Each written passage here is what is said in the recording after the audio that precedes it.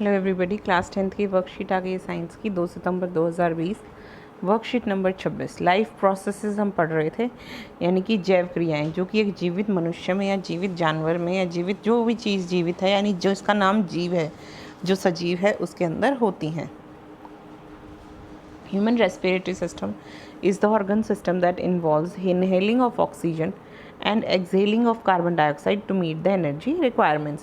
तो human respiratory system वो organ system है जिसमें ऑक्सीजन को अंदर लिया जाता है और कार्बन डाइऑक्साइड को बाहर छोड़ा जाता है। ये है human respiratory system. Respiratory system में क्या क्या पार्ट्स होते हैं और क्या क्या फंक्शन होते हैं। सबसे पहले पार्ट्स पर आते हैं। जो नाक होती है इसको कहते हैं नेजल पैसेज, नाक का पैसेज।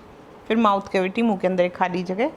फिर फेरिंग्स और फिर होता है लैरिंग्स। और यहाँ पर जो नीचे फेरिंग्स और लैरिंग्स के नीचे वॉइस बॉक्स और इसके नीचे यहाँ पर होता है ट्रैकिया। ट्रैकिया में होते हैं रिंग्स ऑफ कार्टिलेज। ट्रैकिया एक रास्ता होता है जो किससे बना होता है, रिंग्स ऑफ कार्टिलेज से बना होता है। और फिर होते हैं लंग्स। लंग्स में क्या होता है, ब्रोंकाई, यानी जो चौड़ी चौड़ी नलियाँ हैं वो ब्रोंकाई, उसके छोटे पार्ट्स होता है ब्रोंकियोल। यहाँ पर एक हड्डी है जो पेट और लंग्स को अलग अलग करती है, इसको कहते हैं डायफ्राम। ये जो पेयर ऑफ रिब्स हैं, ये रिब्स होते हैं, पेयर्स होते हैं, एक यहाँ पर होता है और एक यहाँ पर होता है। और ये है अंदर की तरफ lungs. Lungs is made up of bronchi, bronchioles, फिर एल्वियोलाई और फिर एल्वियोल्स। ठीक है बच्चे, ये सारे पार्ट्स होते हैं आपके लंग्स के। इस डायग्राम को अपनी बुक से देख के ज़रूर बनाइएगा। एक बार हिंदी में भी देख लेते हैं। ये अंग कौन कौन से हैं। मुंह को कहते हैं मुख गुहा, नाक को नासाद्वार, ग्रसनी, कंठी, दो होते हैं देखिए, फेरिंग्स और लैरिंग्स, ग्रसनी और कंठ। फिर होती है सांस की नली। सांस की नली किसकी बनी होती है, उपास्थि वलय की। फिर फुफ्फुस होता है लंग्स। ये हैं आपकी पसलियाँ यानी रिब्स। ये जो हड्डी आपको अलग कर रही है डायफ्राम। फिर है श्वसनिका, कूपिका कोश, श्वसन स्वनिकाएँ हैं ये। और आगे हैं कूपिका, यानी कि बहुत छोटे छोटे हिस्सों में बटा होता है जहाँ पर सांस लेने का पूरा प्रोसेस होता है। सांस लेते समय क्या होता है और सांस छोड़ते समय क्या होता है, ये चीज़ें यहाँ पर लिखी गई हैं। शुरू करते हैं बच्चे। नोज़, नोज़ मतलब नाक, यानी कि possesses a couple of exterior nostrils, हमारे बाहर की तरफ दो नाक के छिद्र होते हैं। Tiny hair follicles covers the inner lining of nostrils and act as a body's defence against foreign pathogens and provide additional humidity for the inhaled air. देखिए क्या काम होता है इसका। जो नाक के अंदर बाल होते हैं ये क्या करते हैं, बॉडी का डिफेंस, बाहर से कोई ऐसा पार्टिकल आ रहा है उसको रोक लेते हैं। ठीक है, पहली चीज़। दूसरा, ह्यूमिडिटी देते हैं। जो आपने सांस ली वो बहुत ड्राई होगी तो उसको क्या करेंगे, थोड़ा ह्यूमिड करेंगे, ह्यूमिडिटी देंगे। ठीक है बच्चे, ये था नाक। नाक क्या काम करता है, नाक बाहरी नथुने का एक जोड़ा होता है। छोटे बालों में रोम नासिका के आंतरिक भाग को ढकते हैं और भारी रोगाणुओं से शरीर की रक्षा करते हैं। और सांस लेते समय हवा को अतिरिक्त आर्द्रता या ह्यूमिडिटी प्रदान करते हैं। उसके बाद हम आते हैं लैरिंग्स। लैरिंग्स को हम कहते हैं वॉइस बॉक्स भी कहते हैं। एडम्स एप्पल और वॉइस बॉक्स कहा जाता है। ये पोर्शन है जो खाना खाते हुए ऊपर नीचे हिलता हुआ दिखाई देता। अगर आप अपनी गर्दन को देखेंगे तो आपको हिलता हुआ दिखाई भी देगा। ये है लैरिंग्स। लैरिंग्स को क्या कहते हैं बच्चे, लैरिंग्स को कहते हैं स्वर यंत्र। इसे एडम एप्पल या वॉइस बॉक्स भी कहा जाता है। यह वह हिस्सा जो खाद्य कणों को निकलने के दौरान उठता व गिरता है। फेरिंग्स। फेरिंग्स के बाद नेजल चैम्बर्स एक बड़ी सी कैविटी में जाकर खुलते हैं जिसको कहते हैं फेरिंग्स। बड़ा सा स्पेस होता है जिसका फेरिंग्स नाम होता है। ये कॉमन रास्ता होता है जिसमें खाना और हवा दोनों चीज़ें जाती हैं। ये क्या काम करता है, एंट्री ऑफ फूड पार्टिकल्स को रोकता है विंड पाइप में। एपिग्लॉटिस नाम की एक ऑर्गन होता है आपकी, यहाँ पर एक ऐसे लिड जैसा होता है। ये लिड जैसा ऑर्गन होता है जो दोनों पाइपों को कवर करता है, विंड पाइप को भी और फूड पाइप को भी। जब विंड पाइप से सांस ले रहे होते हैं तब ये फूड पाइप को क्लोज रखता है। जब फूड पाइप से हम लोग खाना खा रहे होते हैं तो ये विंड पाइप को थोड़ा सा क्लोज करने की कोशिश करता है। स्विच करता है लैरिंग्स और ईसोफेगस में। लैरिंग्स यहाँ पर वॉइस बॉक्स है, यहाँ पर यानी कि यहाँ पर एयर आती है लैरिंग्स में, और ईसोफेगस होता है फूड पाइप जहाँ पर खाना जाता है। ठीक है बच्चे।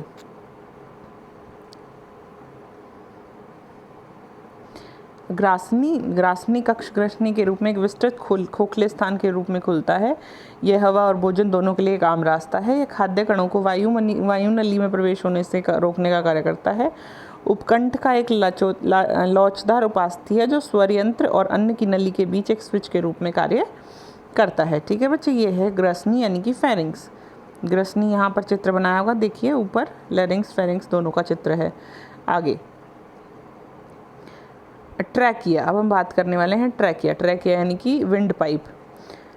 ट्रैकिया या windpipe rises above the larynx, larynx से ऊपर उठी होती है, and moves down to the neck, और गर्दन तक जाती है। The walls comprises of C shaped cartilaginous rings, cartilaginous rings का बना होता है जो सी शेप की होती हैं ऐसे, और ये इसको कोलैप्स होने से रोकता है। ये जो कार्टिलेजिनस रिंग्स होता है ये ट्रैकिया। कोई विंड पाइप को, मान लो विंड पाइप है, हवा निकल गई इधर, तो क्या होगा, ये ऐसे क्या हो जाएगी, कोलैप्स हो जाएंगी, दीवारें आपस में मिल जाएंगी।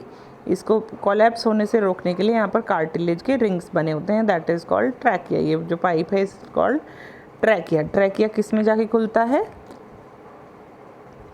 श्वास नली ट्रैकिया जिसको कहते हैं विंड पाइप। स्वर यंत्र के नीचे की तरफ गर्दन के नीचे तक जाता है। वायु नली की सी आकार की उपास्थि से बनी होती हैं जो इसे पिचकने से बचाती हैं। उसके बाद हम बात करते हैं ब्रोंकाई की। ट्रॉकिया छोटी छोटी ट्यूब्स में बदल जाता है।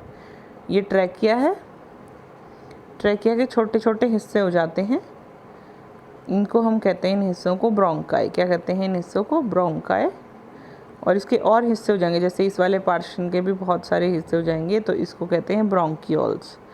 ब्रोंकियोल्स के भी और हिस्से हो जाएंगे तो उसको कहेंगे एल्वियोलाई। क्या कहेंगे, एल्वियोलाई। ठीक है बच्चे, bronchi. The trachea splits into 2 tubes named as bronchi which enter each lung individually, जो हर एक लंग में इंडिविजुअली जाती है। Bronchi divide into secondary, tertiary and 2 bronchioles which is further divided to alveoli. मैंने बताया ब्रोंकिया बाद में किस में बदल जाता है, एल्वियोल्स में। एल्वियोलाई क्या होते हैं, single shaped water balloon like structures होते हैं जो हवा को भरने का काम करते हैं, और ये लंग्स में ही प्रेजेंट होते हैं।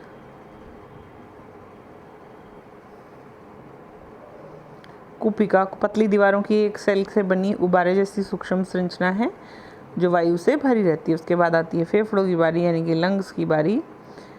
Chief centres of respiration in humans, हमारी बॉडी में सबसे ज़्यादा चीफ सेंटर, सबसे ज़्यादा हमारा मेन सेंटर जहाँ से रेस्पिरेशन होती है that is called lungs. Thoracic cavity होती है जो चेस्ट में एक कैविटी बनी होती है गर्दन के नीचे, that is called thoracic cavity. और बैकबोन के बीच में यही वाला पोर्शन होता है। They are the pair of large spongy organs, बड़े बड़े स्पूनी ऑर्गन्स होते हैं, एक्सचेंज ऑफ गैसेस का काम करते हैं between blood and the air. Compare to the left lung, the right lung is always bigger and heavier. हमेशा राइट लंग जो होता है वो बेटर भी होता है और हैवियर भी होता है, यानी बड़ा भी होता है। उसके बाद आते हैं ब्रोंकाई। ब्रोंकाई क्या होता है, ट्रैकिया जो होता है, ट्रैकिया नीचे जाके 2 हिस्सों में अलग अलग हो जाता है। इन दोनों हिस्सों में जो कि इंडिविजुअली हर एक लंग में जाता है, ये जाता है इधर वाले लंग में और ये जाता है इधर वाले लंग में। तो ब्रोंकाई क्या होते हैं, ये ब्रोंकाई फिर जाकर अलग अलग छोटे छोटे पार्ट्स में, छोटी छोटी नलियों में डिवाइड हो जाता है। फिर नीचे जाके इसमें बलून जैसी स्ट्रक्चर बनती है जिसको क्या कहा जाता है, एल्वियोलाई। ठीक है बच्चे, मैं फिर से बताती हूँ। ये ब्रोंकाई है, 2 हिस्सों में डिवाइड हो गया। इसके बाद इसमें ब्रोंकियोल्स बनती हैं। फिर इन ब्रोंकियोल्स में से यहाँ पर छोटे छोटे एल्वियोलाई बनते हैं, और ये हज़ारों होती हैं, गिनती नहीं कर सकते, इतनी होती हैं। ठीक है बच्चे, तो ब्रोंकाई क्या हो गया यहाँ पर, which is further divided to alveoli, जो बाद में एल्वियोलाई में डिवाइड हो जाता है।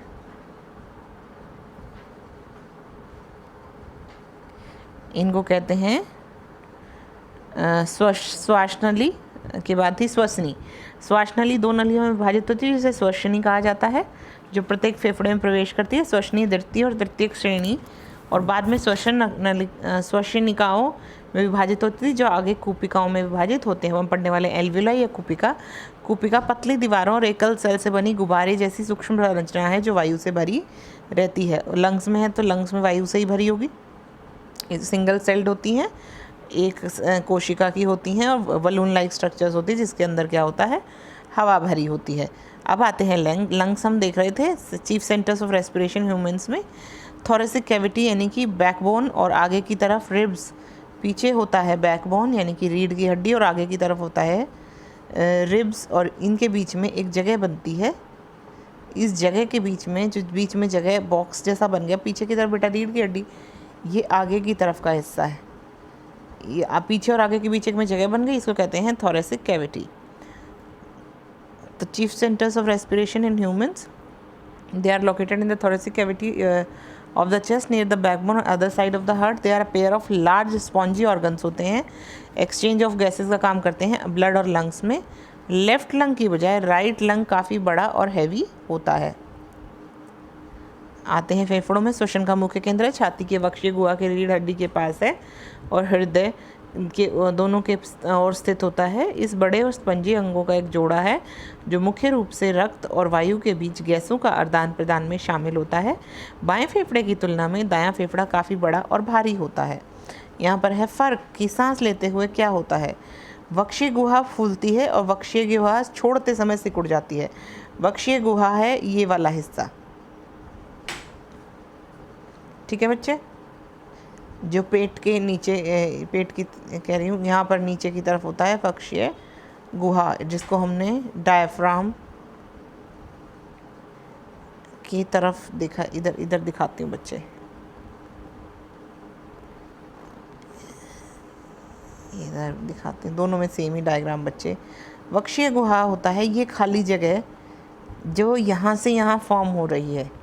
इस खाली जगह को कहते हैं, देखिए ये यहाँ पर डायफ्राम है नीचे की तरफ, पीछे रीढ़ की हड्डी है, पीछे की तरफ एक रीढ़ की हड्डी है, इसके पीछे की तरफ आगे ये रिब्स है। तो ये एक खाली जगह बनती है जिसके अंदर लंग्स लोकेट होते हैं। इसको कहते हैं थोरेसिक कैविटी या वक्षीय गुहा। ये फूलती है जब हम सांस लेते हैं और जो ये सिकुड़ जाती है जब हम सांस छोड़ते हैं।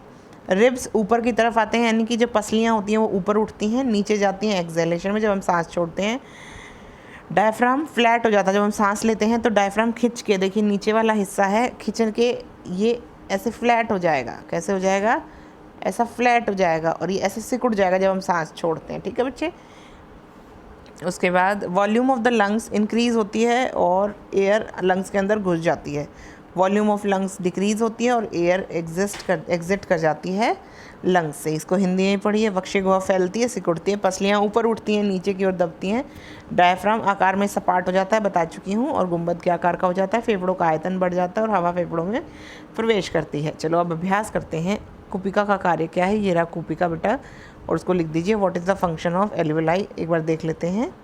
यहाँ पर एल्वियोलाई लिखा है, इसका फंक्शन लिख दीजिए, ठीक है बच्चे। ये 2 लाइनें आपको भी लिखनी है।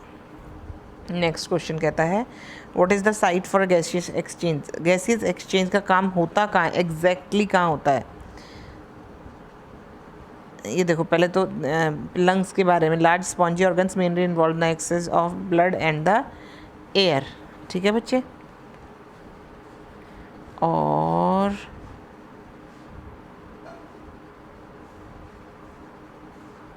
अगर बिल्कुल एग्जैक्ट पूछा जाए ना तो एल्वियोलाई में होता है ये काम। ये किस में होता है? एग्जैक्ट स्ट्रक्चर क्या होगी? कुपिका, ठीक है। गैसीय कहाँ से होती है? गैसीय विनिमय एल्वियोलाई से होता है, कुपिका से होता है। गैस विनिमय का स्थान पर होता है, कुपिका में होता है। चलिए बच्चा next, differentiate between inhalation and exhalation. ये देखिए बहुत अच्छा एक्सप्लेनेशन इन्होंने दिया हुआ है। ये इनहेलेशन और ये एक्सहेलेशन पूरा आप भी यहाँ पर से लिख लीजिए। ये सांस लेते समय और सांस छोड़ते समय बिल्कुल क्लियरली 4 डिफरेंसेस दिए गए हैं। मानव श्वसन प्रणाली का नामांकित चित्र बनाइए।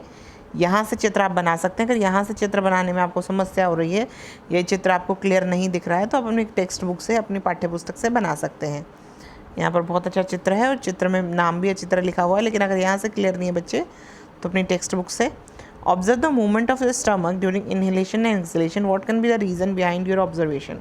जब हम सांस लेते हैं और छोड़ते हैं तो आपके पेट के अंदर और आपके अंदर कैसी मूवमेंट्स होती हैं उसको लिखिएगा और उसको सोचिएगा ये कैसी मूवमेंट्स होती हैं। इसमें हमें कुछ नहीं करना है, you are suppose to observe, ठीक है बच्चे। हम सांस लेते हैं तो क्या होता है, सांस छोड़ते हैं तो क्या होता है। ये वर्कशीट आपकी साइंस की पूरी होती है। आई होप आपको वर्कशीट समझ में आई। कोई डाउट हो तो पूछिएगा बेटा, मिलते हैं अगली वर्कशीट में, बाय बाय।